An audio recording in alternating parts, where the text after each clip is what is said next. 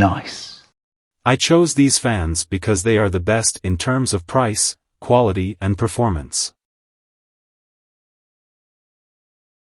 DeepCool seriously lose the warranty if I break the sticker? What is the logic?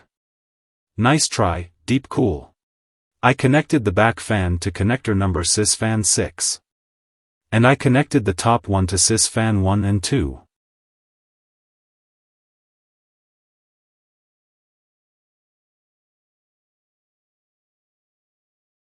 The installation was not easy, because it is impossible to screw the screws manually, it is only possible with an electric screwdriver.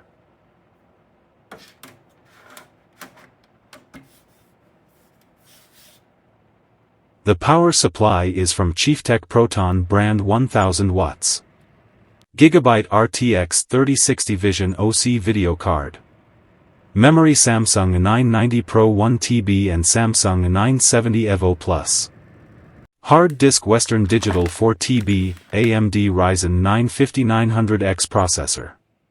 The cooling is on water, by NZXT Kraken X63 with 280mm.